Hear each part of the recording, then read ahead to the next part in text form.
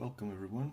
This is a tutorial for absolute beginners or for those of you who aren't really sure how to do things in the new Windows Server 2016.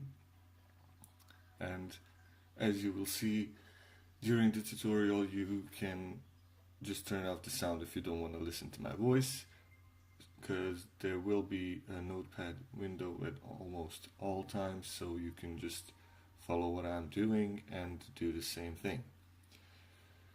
Why it didn't have sound before is because this was made for a private client, or better said, for a client for their use, but I decided just to go and make it public because it can be useful for someone else too, I guess. If you have no or absolutely no experience with Windows Server, no matter which version, 2003, 2008, 2012 or 2016, you can follow this tutorial to just set up a basic Windows Server and a Hyper-V machine host. And what it does is actually just install a role that makes your server a host. So that way you can create virtual machines and you can run your domain controllers or whatever kind of machine you want to have virtually. This means you will have a file on the host that you can just export and import on another server and keep using the machine there.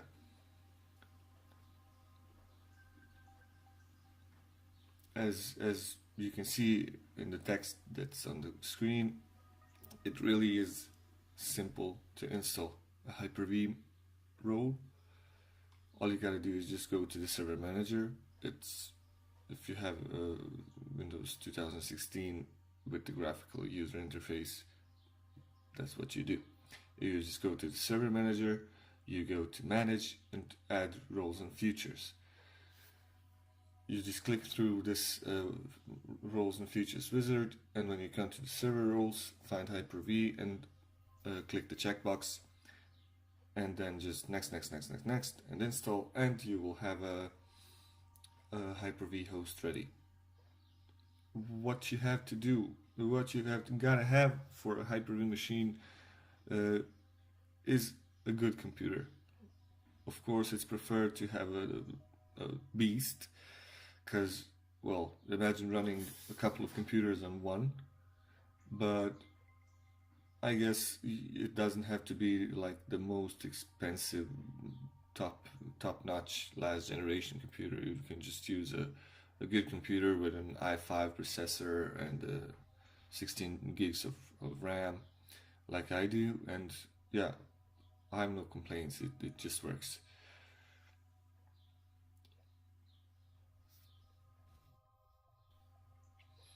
You can read the text from Notepad while I'm talking, I hope, because that's basically a text that explains stuff that I'm talking about. The link will be added to the description below the video, so you can visit it and yeah, learn more about it. Windows 10 and Windows Enterprise have the option to install Hyper-V on a user machine, so you don't have to have a Windows Server 2016 to install Hyper-V. You can also have a Windows 10 Pro or Enterprise editions. Also, the Hyper-V will work on them just like it works on the server. It's just preferred to use the server because they usually come with Xeon processors and then a bunch of gigs of RAM and etc. Alright, so this is where we create our first virtual machine. It's pretty simple. Just go right click on your machine host, like your machine host name. That's your PC name or server name that you installed Hyper-V on. And then new virtual machine. you'll get this wizard. It's a really straightforward and simple wizard. It's all self-explanatory, and in a second we'll just continue and you'll see what you have to fill in to create your first virtual machine. Alright, click next and you'll have the option to name your machine. I'm just gonna name it our server. That's where all the magic of this tutorial will happen. And we'll set this server up as the main controller. But we'll talk about that later. So just give it a name that's descriptive. That means it'll be easier for you later to recognize which machine. If you have like 20 machines, you'll have a hard time if they're all named 3 letters like DC1, DC2, DC3, DC.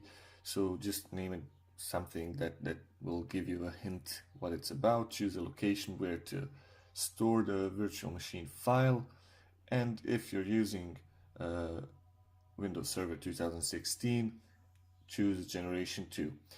If you, however, choose generation 1, it will work, and it's more compatible with older systems.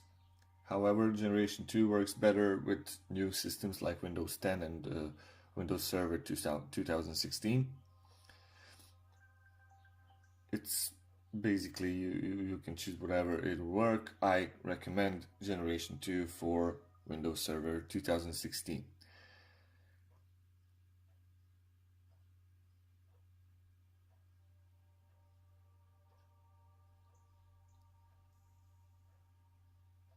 For those of you who have already virtualized other machines, older machines, you will know from experience that it's always a good thing to set this to generation 1 if you're, for example, virtualizing a production server like some kind of old SQL server or some old application server, or just an old machine. Like, it doesn't even have to be a server. It's better to use generation 1, it's more compatible, and it's 100% guaranteed that it'll work. If, however, you're virtualizing a new machine, like with a new system and a newer generation operating system, you can just, like, when you finish creating the VHD, you can import it to a generation 2 virtual machine and it will work. We'll stay here at generation 2. If you're not sure what to choose, you can always go for generation 1. It'll work. It just works. Generation 2 is better for new stuff. Just remember that. Alright. Here we'll set the memory, and I made a little mistake when I created this video and set the memory too low, so I had to fix it later. So please be aware that Windows Server 2016 can't work if you set the startup memory too low. So I had to just change it later. It's not a big deal to do that. It's a good thing to do a fixed amount of memory, but if you're using something powerful like a SQL server with applications and a bunch of stuff that eats up all the RAM, it's also a good thing to set the memory to dynamic. That means you'll just set a minimum and a maximum, and then this startup memory will just define how much of that memory pool will be used when the machine first starts. After that, it will just automatically set the amount of memory that's used. When talking about the connections, Hyper-V uses so-called switches. We'll talk about that later. It's basically virtual adapters for your virtual machines. You create them in Hyper-V. It's a simple process. It can be a little bit complicated if you do some stuff that you don't know much about, but I'll show you this later. It's really not a big hassle. Just like right click, click, like everything in Windows. So yeah, I'm using the default switch. It's connected to the internet. It's connected to my physical PC. You can also choose to create external or internal networks. Internal networks basically mean the virtual machine will only be able to talk to other virtual machines on the same network or on the same VLAN. External means it can use the internet and your computer. Here we'll name our file.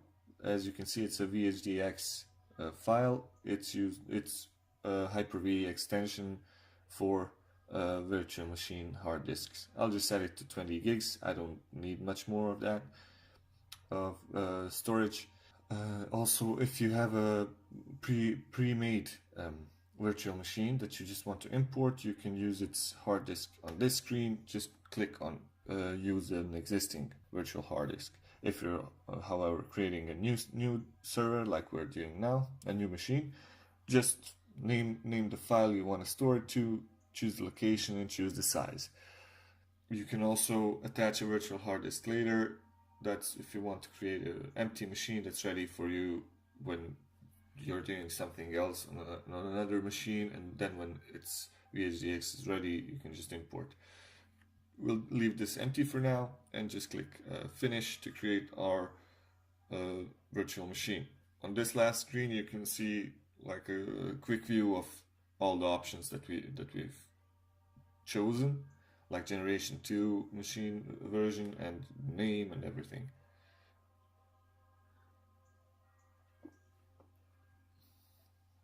Sorry, when setting the memory in the previously shown wizard, as I said, I set the memory to low, so please just use 1.5 gigs. I think will be enough. And yeah, and then continue as shown. Now we can see the settings. It's basically a right click on the machine, click settings, and here you can manage all the aspects of your machine, like all the components, add something, remove something, change the parameters of existing devices, like set the memory higher or lower, add more processor power, or add another hard disk, add another network adapter, SCSI controllers, and other things too. You will learn all of this through experience. I will show some of these things in the tutorial.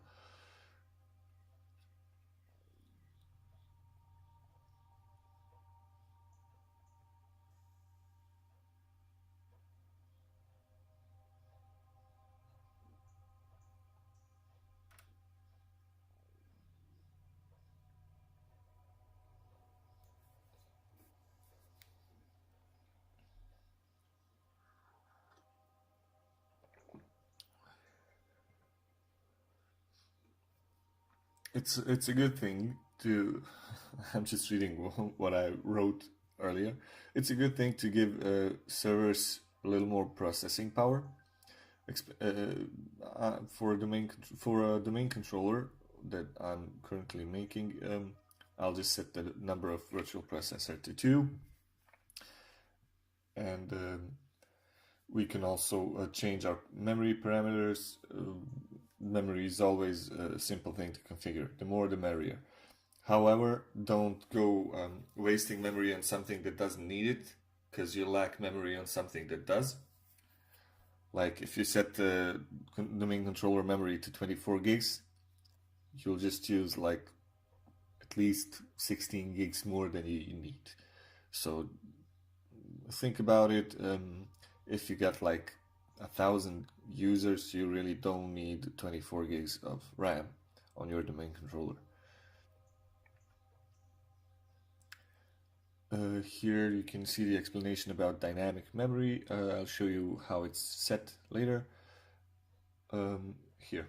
So yeah, here you can see the minimum you can set and the maximum. This is where I made the mistake. I set the minimum RAM to 512, like 512 megabytes. I should have set it to at least a gig, and the maximum to something more, like a gig and a half, or 2 gigs, or 4 or 8. So I returned later and fixed that, because when I first started up my Windows server, it failed to start because it didn't have enough memory. So yeah.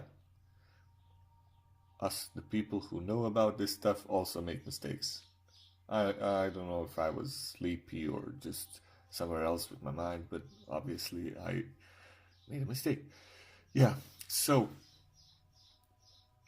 so as the text explains, like this means when we start up the machine, we'll have 512 RAM because it's set up there, and then the computer or the virtual machine will use something between 512 and 1536 megabytes of RAM while working. Here you can see my description. Please set the minimum to 1024 and set the starting memory to 1024. Set the maximum to 2048, so we'll be 100% sure that everything works. Now, this is our console window. It's basically a little screen with additional options where you can see your machine when you start it, like what would be on a screen if it was plugged into the machine. We're starting it up now, and as you can see, it's trying to start the system from something. It didn't start anything because, of course, we didn't install the Windows Server system or place installation media in the machine. So yeah, now we're going to mount the ISO file to the machine. That means we're basically placing a virtual DVD with the installation of Windows Server 2016 into the virtual machine's DVD drive. We don't have it right now, so we're gonna just add the DVD drive. All right, and as you can see on the screen, it says SCSI controller location, which one it is already, and then you can choose an image file. In a second we will do that, and that way we will basically put our installation media into the virtual machine. As I said before, it's basically just mounting an ISO image, but it happens in the background, so for the virtual machines it seems as if the drive has been fed a DVD installation. Alright, let's start our install. Press any key to boot from CD. Happens. It starts this installation. And this is me fixing my my mistakes again. Telling you to bump up the memory if you get an error. Because I couldn't even start the installation with 512 megabytes RAM. Yeah. So here you can set your basic installation settings, right? I usually, because I use the language to install English, time and currency format, my local. I'm from Bosnia, so that's Bosnian.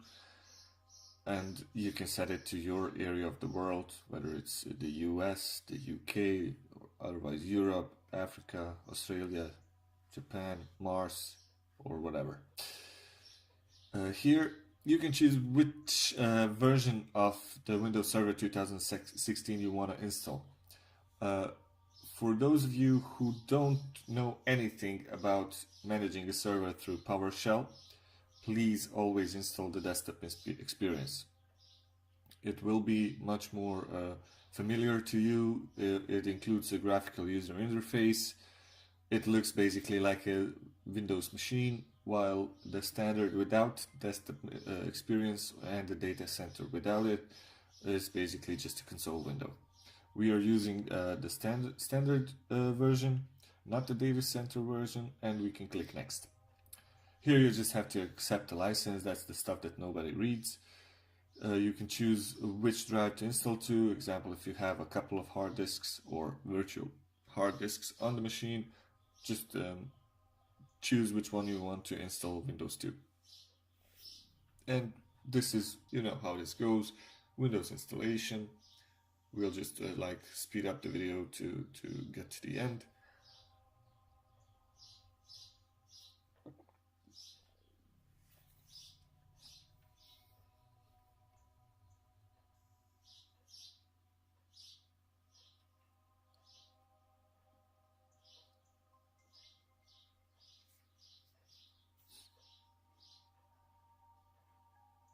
Alright, we are starting our server for the first time. Like after installing everything we wanted, it automatically restarted, and now we have to add a local admin password. Please remember this password very, very well. It has to be a good password, so it shouldn't be easy to crack. And this password will be used for the local administrator, but later when we set up the domain controller, it will be used as the domain admin password. Of course, you can change it later, but please don't forget this password, because you won't be able to do anything on the domain or on this server if you forget. I said a simple but not easily crackable password. It's temporary anyway. And yeah, we're starting our Windows Experience server for the first time. We're logging in.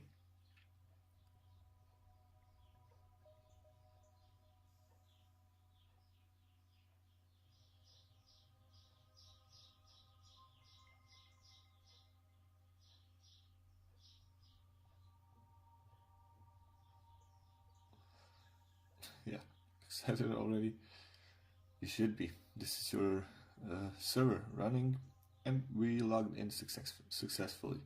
Now we'll wait a couple of seconds, and Windows should automatically start the Windows Server Manager window. There it is, and this is where basically everything that we need is done.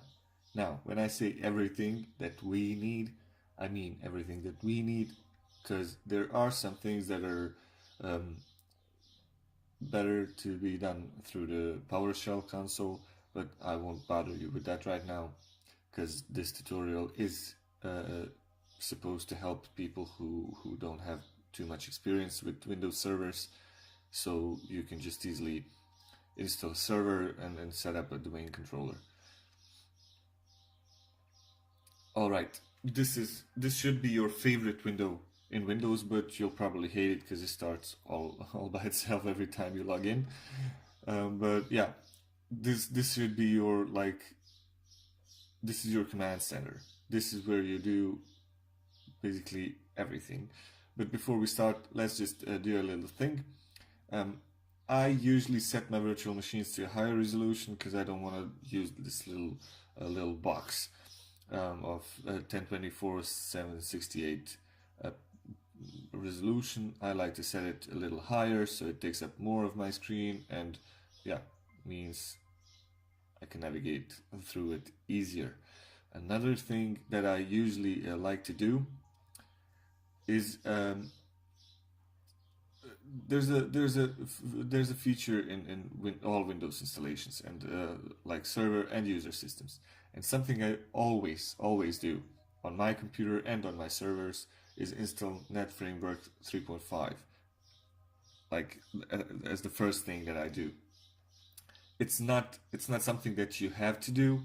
It's not something that Windows requires much, but I like to have it ready because I hate when installing some software or something and it stops and it says, yeah, I can't install this stuff because you don't have Net Framework 3.5.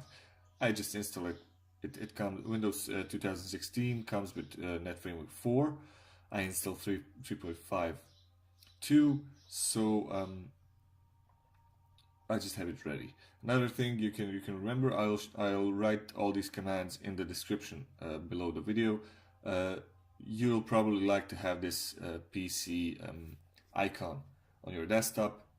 Just go to the command prompt and type desk.cpl comma 5, and then you can choose the standard Windows icons that you want to have ready on your desktop.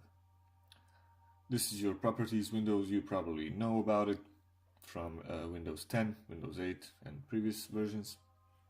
Alright, now we'll get to install the Net Framework. And again, it's optional. You absolutely don't have to do this. You can skip this.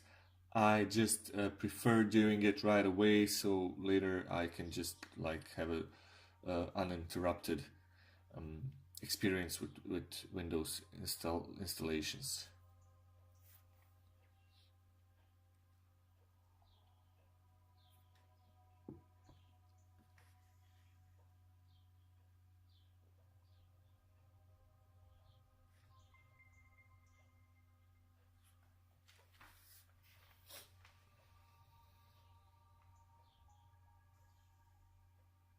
Oh yeah, I forgot. I forgot about this step. Yeah.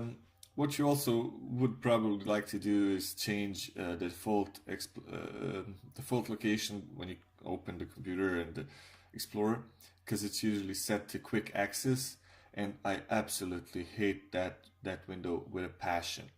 Like it doesn't open this PC location like it did now, and it's actually just when you open Explorer. When you click this PC, well, of course it'll open this PC. But if you open the Explorer, it wouldn't go here. It would open quick access, and I really, really, really hate that window. It's like my most hated window of all Windows in Windows. Yeah, just set it to this PC if you want, and that's it. And now we're going to the Net Framework installation. There are a couple of ways to do it. You can do it through the server manager, but I prefer doing it through the command prompt with the dism.exe a command, because I usually have problems with installing it through the server manager, because sometimes you have to define the source, or something hangs and you don't know what it is. I just go through command prompt, define the source manually, and it like fires away, installs it in a couple of seconds, and you're ready to go. I don't want to be annoying, but I'm gonna say it one more time. You don't have to install Net Framework 3.5. I just always do it for my own convenience.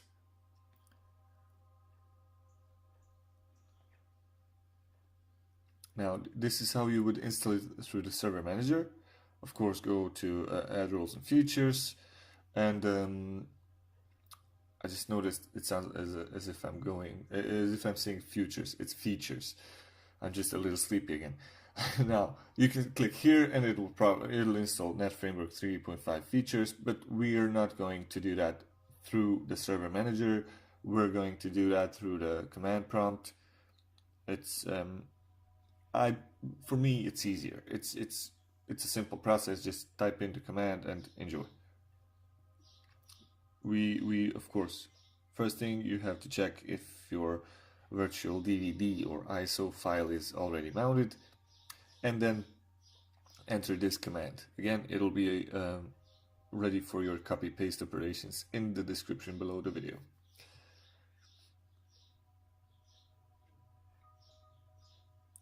Please remember, you have to write netfx3 and not 3.5 or 3.5. This is the name of the package.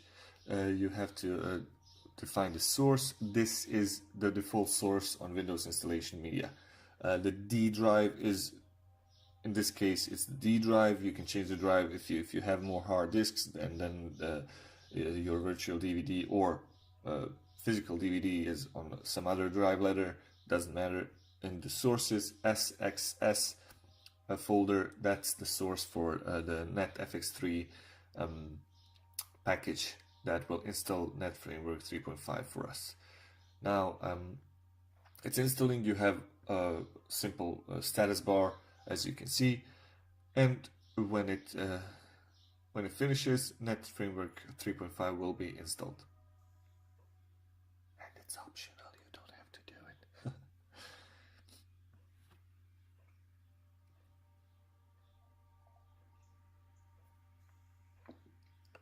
I'm running out of coffee.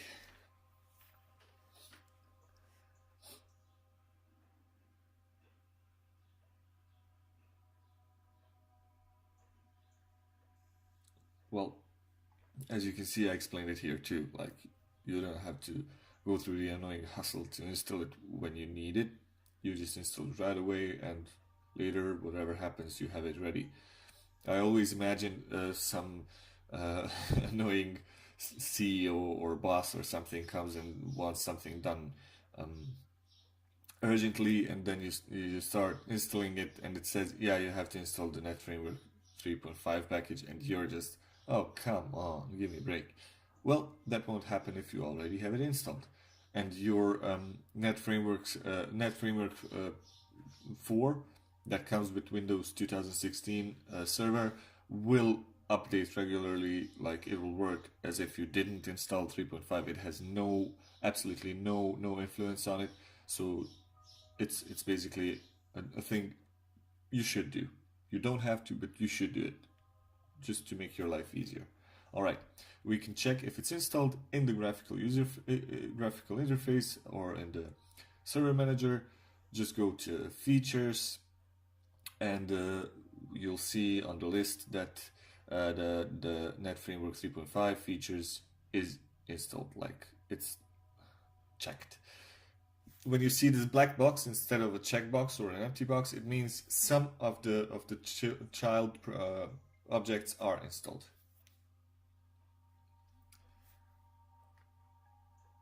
All right, this is it for this tutorial. Next up is the second part, and it's setting up the main controller. Thanks for watching, and yeah, see you later.